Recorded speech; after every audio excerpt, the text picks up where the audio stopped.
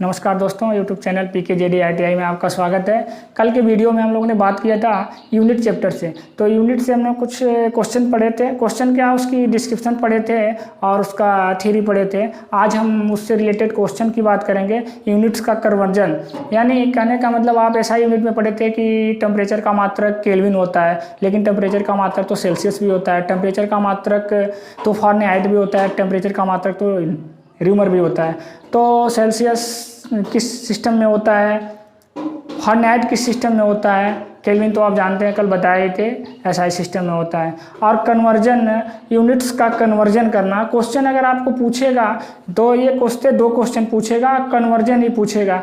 जैसे माइक्रोन को mm में चेंज करना, माइक्रोन को मीटर में चेंज करना, टन को केजी में चेंज करना, मिलीग्राम को केजी में चेंज करना, केजी को टन में चेंज करना। तो ऐसे क्वेश्चन बनते रहेंगे। सेंटीमीटर को माइक्रोमीटर में चेंज करना, ये सब क्वेश्चन बनते रहेंगे। नैनो में, गीगा में, पीको में, ये सब में चेंज करने के लिए पूछेगा। 1 से 2 क्वेश्चन रहता है यूनिट चैप्टर से। तो इससे हम आज क्वेश्चन कर लें। अभी ये जनवरी 2020 में एक एग्ज़ाम हुआ था, हरियाणा SSC बोर्ड का एग्ज़ाम था। तो उसमें पूछा हुआ था, एक क्वेश्चन पूछा हुआ था। तो उस क्वेश्चन को देख ले रहे हैं। इंपॉर्टेंट क्वेश्चन है। और कहने का मतलब कि अभी से आप इंपॉर्टेंट जोड़ के अगर पढ़ेंगे, टारगेट ये ना रखिए कि मुझे ITI पास करनी है। ITI के साथ साथ कंपटीशन को लेके चलिए, ताकि आप जब ITI पास आउट हो तो कंपटीशन के क्षेत्र में आप फाइट कर सकें। तो हर क्वेश्चन को कलेक्ट करिए। और इस समय जब आप सिलेबस पढ़ रहे हैं, इस समय पढ़ना काफ़ी अच्छा रहेगा। तो ये क्वेश्चन हम आपको सॉल्यूशन दे रहे हैं। 212 फ़ारेनहाइट का सेल्सियस सेंटीग्रेड में मान क्या होगा। ऑप्शन में 4 ऑप्शन था, हम ऑप्शन नहीं लिख रहे हैं। इसका फाइनली आंसर ही निकाल लेंगे, ऑप्शन में मिल जाएगा। ठीक है। तो आइए, 212 फ़ारेनहाइट को सेल्सियस में बदलना है, चेंज करना है। सेल्सियस का मान वेरिएशन करेगा, कुछ घटेगा बढ़ेगा। सबसे पहले इस सवाल को करने के लिए आपको इसकी थ्योरी जाननी होगी। तो इसका एक सिंपल फार्मूला होता है कि C/5 बराबर F माइनस 32/9 बराबर K माइनस 273/5 R/4। केल्विन पे हम यहाँ डिग्री नहीं लगाते हैं, फ़ारेनहाइट पे डिग्री लगता है, सेल्सियस पे डिग्री लगता है। ये हमारा स्टैंडर्ड फार्मूला है। इस फार्मूला आता कहाँ से? तो इसका डेरिवेशन जब हम टेम्परेचर चैप्टर पढ़ाएंगे, टेम्परेचर पढ़ाएं, हीट एंड टेम्परेचर एक चैप्टर है, तो उसमें ये आता कहाँ से उसको हम बता देंगे। जनरली इस सवाल को बनाने के लिए ये चीज़ जानना आपको ज़रूरी है। तो देखिए, C/5 बराबर F माइनस 32 यानी 32/9 बराबर K minus 273/5 equal to R/4। ये हमारा स्टैंडर्ड फार्मूला है। और स्टैंडर्ड फार्मूला का इसमें यूज कर लेंगे और मान निकल जाएगा। देखिए, हमने फ़ारेनहाइट का मान यानी C का मान निकालना है। हमें देखिए, सवाल बनाने के लिए सबसे पहले सवाल को एक बार पढ़िए, क्या दिया हुआ है, क्या पूछ रहा है। इन दोनों को कैलकुलेशन से, इन दोनों को आप रिलेट करिए और रिलेट करने के बाद सॉल्यूशन करिए, आराम से बनेगा सवाल। देखिए, इसमें C/5 बराबर F माइनस 32/9। देखिए, इसमें हमारा F दिया हुआ है और C पूछ रहा है, तो हमारा C इसमें है और F इसमें है। यानी इसी चीज़ को हम ले लें यहाँ से और पुट वैल्यू गेट आंसर, यानी इसकी वैल्यू इसमें रखें, हमको आंसर मिल जाएगा। तो C/5 बराबर F का मान दिया हुआ है 212 माइनस 32 और बट्टे 9 निकल जाएगा बाबू। देखिए कैसे लिख लेगा। C को यहीं छोड़ दीजिए और इसमें से इसको घटा लीजिए 0, और ये हमारा 11 में से 3 को निकाल देंगे 8, और यहाँ हमारा 1 बचा, और ये 5 से इसमें गुणा और बट्टे 9, 9 दूना 18, 20 25 100, यानी C डिग्री बराबर 100, यानी डिग्री सेल्सियस में क्या होगा, 100 होगा। इसी का मान निकालना है ना, यानी 100 डिग्री C होगा। यानी जनरली ये क्वेश्चन आप सॉल्यूशन से किए, ठीक है, लेकिन इससे पहले थोड़ा सा हम शॉर्ट में इसका हम डिस्क्रिप्शन दे रहे हैं, जान लीजिए।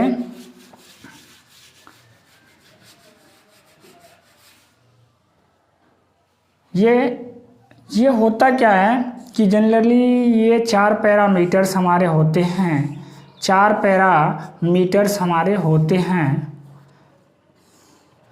फिगर बाबू उतना बढ़िया हम नहीं बना पाते हैं, आप सुंदर बनाइएगा अपने किताब से, ठीक है। ये देखिए, ये हमारा 0 होता है और ये हमारा 100 होता है, ये सी के लिए, एफ के लिए। ये हमारा क्या होता है, 212 होता है, और नीचे जो निम्न बिंदु होता है वो हमारा ये निम्न बिंदु 0, और ये निम्न बिंदु हमारा जो होता है वो 32 होता है। ये हमारा निम्न बिंदु जो होता है वो 273 होता है, और ये 373 होता है, ये 0 होता है, और ये उच्च बिंदु हमारा 80 होता है। क्या होता क्या है कि 100 में से 80 घटाया और 100 से 100 बराबर खाना में बांट दिया, तो 100 सी माइनस, ऐसे कर लें, 100 माइनस सी, ऐसे ना करिए, आपको सिंपल तरीका यहाँ, बस वो चीज़ हम बाद में बताएंगे, पहले जान लीजिए बिना देखे लगाने के लिए। 0 से 100 तक, तो 100 में से 0 को घटा देंगे, उच्च मान में से निम्न मान को घटा देंगे तो 100 बचेगा, और 100 को हम सभी बराबर 100 भाग में बांट देंगे, एक भाग हमारा 1 डिग्री सी कहलाएगा। ये निम्न बिंदु हमारा 32 हो गया, उच्च बिंदु हमारा 212 हो गया, तो 212 में से 32 को घटा देंगे तो 180 हो जाएगा, और 180 को हम समान बराबर भागों में बांट देंगे तो एक भाग हमारा 1 फ़ारेनहाइट कहलाएगा। ये 373 उच्च वैल्यू, निम्न वैल्यू 273, 373 में से 273 को हम घटा देंगे तो ये हमारा 100 आएगा, और इसको हम बराबर 100 बराबर भागों में बांट देंगे तो इसका एक भाग जो हमारा होगा 1 केल्विन होगा।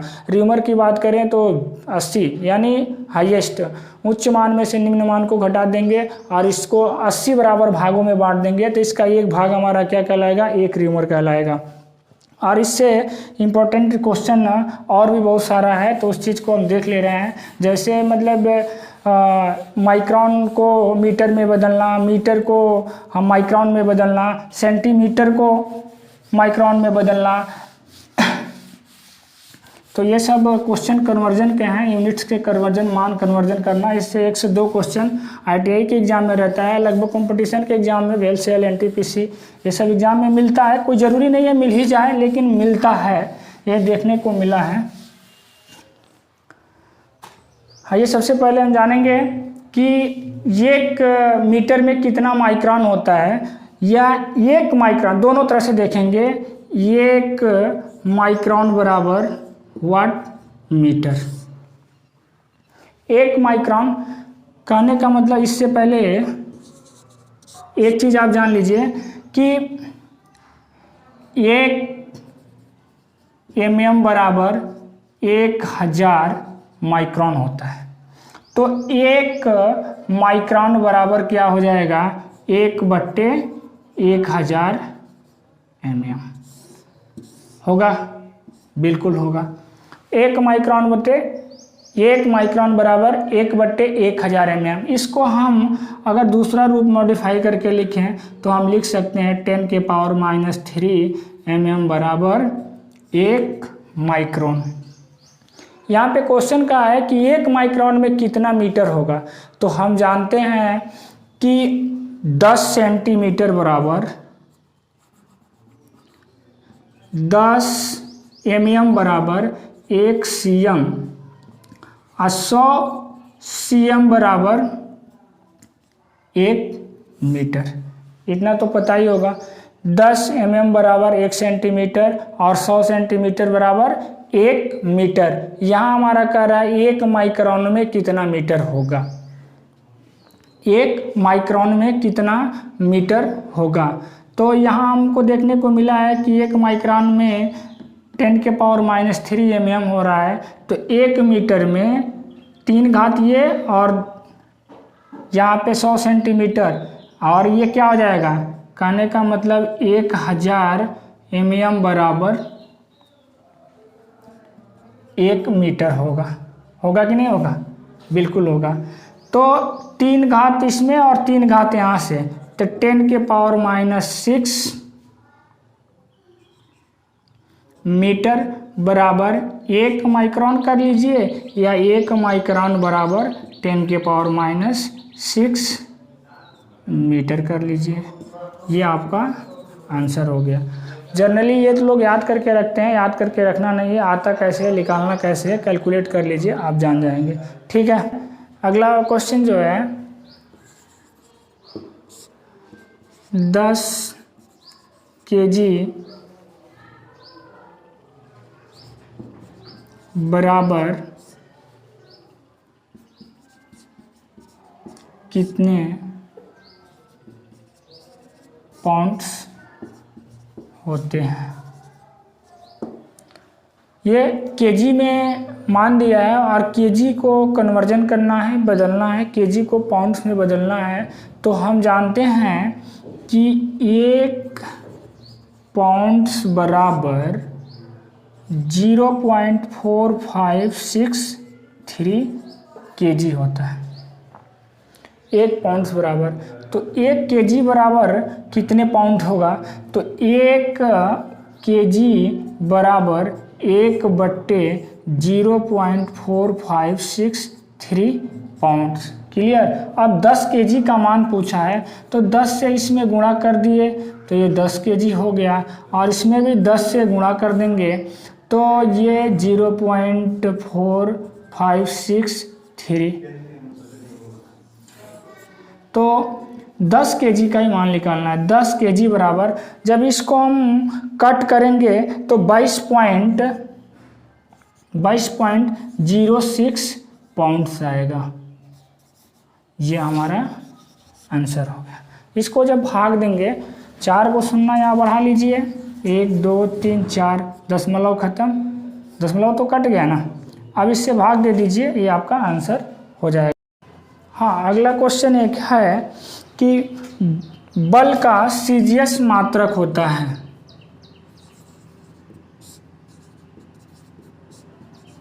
बल का सीजीएस मात्रक होता है।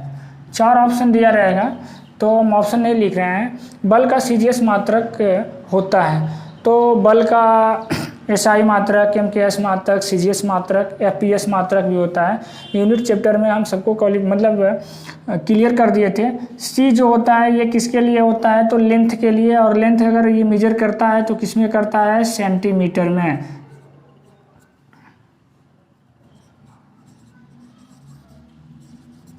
और जी जो होता है वो मास के लिए, द्रव्यमान के लिए, तो ये किस में मेजर करता है, तो ग्राम में। और यस जो है ये टाइम के लिए होता है, और मेजर किस में करता है, टाइम को मेजर किस में करता है, तो सेकंड में। क्लियर। सीजीएस में बल का मात्रक सीजीएस में लेना है, तो जो मीटर में रहेगा उसको सेंटीमीटर में कर लेंगे। बल का एसआई मात्रक न्यूटन होता है, लेकिन ये हमारा सीजीएस में पूछ रहा है, तो सीजीएस में लंबाई को सेंटीमीटर में ले लेंगे, और द्रव्यमान यानी मास को हम ग्राम में ले लेंगे, और टाइम को हम सेकंड में ले लेंगे। जनरली एक लाइन में क्वेश्चन अगर याद करने के तौर पर लिखेंगे तो बल का एसआई मात्रक न्यूटन्स होता है, और बल का सीजीएस मात्रक डाइन होता है। लेकिन बात, सबसे इम्पोर्टेंट बात यह है कि 1 न्यूटन में कितने डाइन होते हैं, ये एक बात है, इंपॉर्टेंट बात ये है। ये तो एक लाइन का क्वेश्चन ही है, इसमें लगाना और इसमें कोई न्यूमेरिकल नहीं है। बल का सीजीएस मात्रक क्या होता है, या बताइए, या डैश डैश करके दे देगा, तो उसमें आपको बल का सीजीएस मतलब सीजीएस मात्रक हमारा डाइन हो जाएगा। लेकिन यहाँ पे 1 न्यूटन में कितने डाइन होते हैं, ये सबसे इम्पोर्टेंट बात है। तो हम देख लेते हैं न्यूटन, अगर हम बल का मात्रक न्यूटन लेते हैं तो इसमें हमारा ऐसा ही मात्रक, तो हम दूरी को मीटर में मापते हैं, तो दूरी को मीटर में मापते हैं और इसको द्रव्यमान को ग्राम में, द्रव्यमान को केजी में मापते हैं और टाइम को सेकंड में मापते हैं। तो टाइम से तो कोई हमें मतलब है ही नहीं, यहाँ पे सीधे हम मीटर को सेंटीमीटर में कन्वर्ट करेंगे तो 1 मीटर बराबर 100 cm होगा, और ग्राम करेंगे तो 1 kg बराबर 1000 ग्राम होगा। और यही दोनों को कन्वर्ट करेंगे तो 1 न्यूटन बराबर, यही दोनों का गुणनफल होगा, चूँकि 1 न्यूटन बराबर 10⁵ डाइन, चूँकि 2 इसमें 0 और 3 इसमें 0, तो 10⁵ हो जाएगा। ये एक इम्पॉर्टेंट चीज़ है, बस अगर बदलने के दिया तो ये तो एक लाइन में हो गया कि बल का सीजीएस मात्रक क्या होता है, तो डाइन होता है। लेकिन 1 न्यूटन में कितने डाइन होता है, तो इसके लिए हम 1 न्यूटन में कितने डाइन होगा इसको हम करने के लिए समझना है। तो ये हमारा सेंटीमीटर में लेता है और ये ग्राम में, सेकंड तो छोड़ दीजिए, सेकंड में ही रहता है, लेकिन एसआई में ये मीटर रहता है और केजी रहता है। हम जानते हैं ये 1 मीटर बराबर 100 सेंटीमीटर और 1 केजी बराबर 1000 मीटर। इन्हीं दोनों को कन्वर्ट करना है, इन्हीं दोनों को कन्वर्ट कर लीजिए। आप इक्वेट कर लेंगे तो हमारा सीधे हो जाएगा 2 शून्य यहाँ और 3 शून्य यहाँ, यानी 10⁵, यानी 1 न्यूटन बराबर 10⁵, ये हमारा डाइन में हो जाएगा। ठीक है, आज के लिए इतना ही। और आप एक लास्ट में एक क्वेश्चन पूछ रहा हूँ और उसका कमेंट में आंसर कर दीजिएगा। 1 मेगावाट बराबर कितना वाट?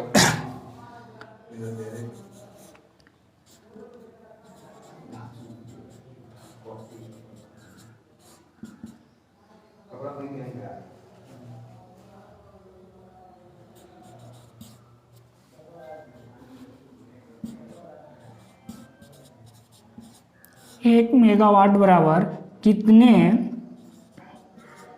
वाट के बराबर होगा? 1 मेगावाट बराबर कितने मेगावाट के बराबर होगा, यानी सीधी सीधी अगर बात बोलें तो 1 मेगावाट में कितना वाट होता है, इसको आपको कमेंट बॉक्स में इसका आंसर देना है कि 1 मेगावाट बराबर कितना वाट। ठीक है, धन्यवाद, आज के लिए इतना ही।